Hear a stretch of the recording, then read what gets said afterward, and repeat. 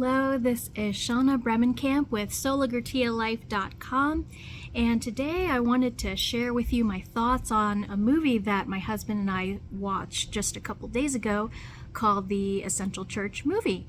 I'm also here with my dog Drogo, and he's got up now. So if you see him pacing around and hear him panting a lot, he still likes to stay very close to me. He just had eye surgery and he's all drugged up right now, so he's gonna be a little loopy. So just so you know, he's fine. They just had to remove a little benign growth off of his eyelid that was irritating his eye, and he's gonna be fine by morning. But I'm just laying on the floor with him right now because just to make him feel supported, I guess. I know it's kind of a silly thing because he's an animal, but he is my best buddy, so I want to make sure that he knows that I'm right here with him on the ground. So the Essential Church Movie, it premiered on Friday, July 28th, and it's produced by Grace Productions, which is of Grace Community Church. Grace Community Church is the church in California that Dr. John MacArthur shepherds. And in this movie, it's actually a documentary. In this movie, they talk about all of the events in detailed behind the scenes that went on during the events of 2020 when Dr. John MacArthur and Grace Community Church, both in the US and in Canada, were forced to close their doors during that time. You probably heard of it in the news briefly, but this documentary offers almost a 2-hour behind-the-scenes look at what events actually took place and how Grace Community Church ultimately got the victory and won out for the sake of the Bible and constitutional rights. My initial thoughts of the movie was, wow. This is really well made. Production quality, of course, is high to be expected.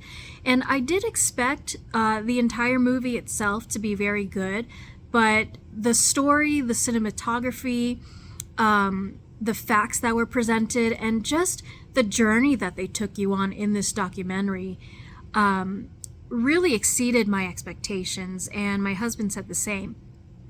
So the story that I just mentioned that they managed to weave into the documentary really did take you on a journey throughout. They opened up the movie with presenting this woman, I believe she was a cabbage grocer in the 1600s, named Jenny Geed, I think. Sorry if I'm butchering her name. But Jenny Geeds, she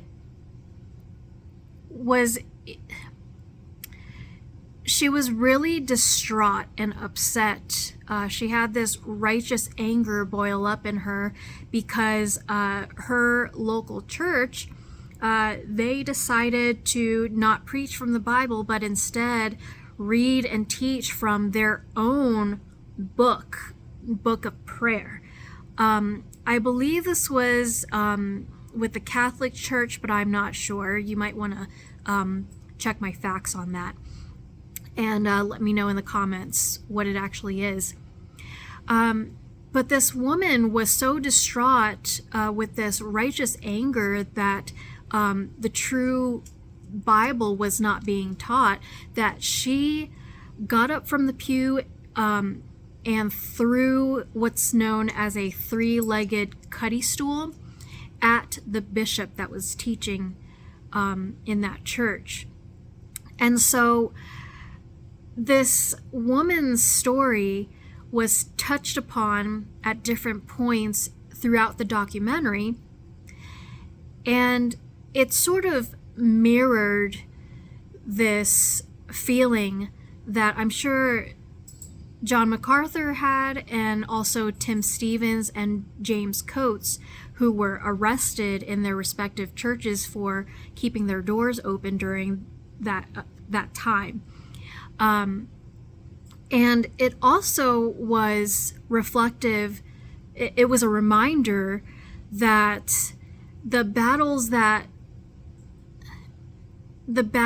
we wage in the name of truth, biblical truth, and exalting Jesus were the same back then in the 1600s with the common folk as it is now, today, in the year 2020. Now it's 2023. And it was just a really interesting way that they presented the facts by weaving this woman's story into the documentary. It really provided a layer of depth that made it much more than a documentary, in my opinion. It really made it a message of this spiritual battle that the church has been waging for centuries now. And so the speakers or the people that were being interviewed in that documentary is Dr. John MacArthur, of course, Phil Johnson, of course, Tim Stevens and James Coates, the Grace Community Church Canada pastors that were arrested for keeping their doors open. Vodi Bakum as well. He had a lot of things to say in the documentary, which was really nice to see. And it was just honestly, it was really exciting for both Eric and I, my husband and I, to see this presentation of facts, getting to know a little more of what actually took place during that time when Dr. John MacArthur had to close his doors, or was forced to close his doors back then. And also, it was just, it really just put a wind underneath our sails. The way that it was presented so beautifully, so truth-centered, it just really nudged us in the direction of, yeah, this is an important battle. Not only is this spiritual warfare, but on the surface level in our Western society, our constitutional rights are constantly being threatened. And so, it was just a really encouraging movie. And what was also encouraging was, so my husband and I, Eric and I, we walked into the theater.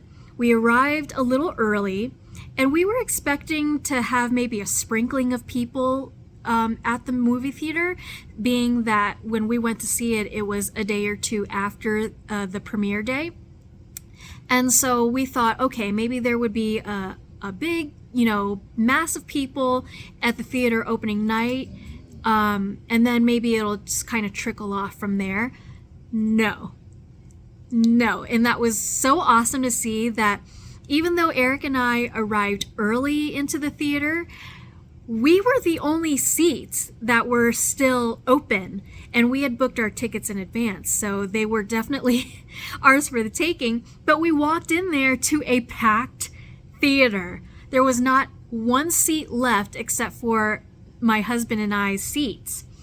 And it was just an awesome thing to see. We don't know if they were all believers. We don't know if they were all,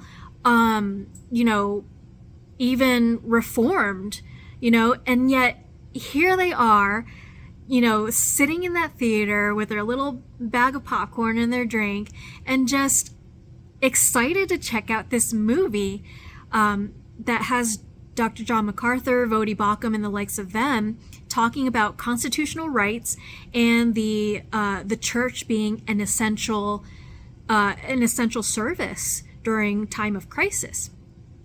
And what's also really refreshing about that and exciting about that is at the end of the documentary movie, there was a really compelling message, and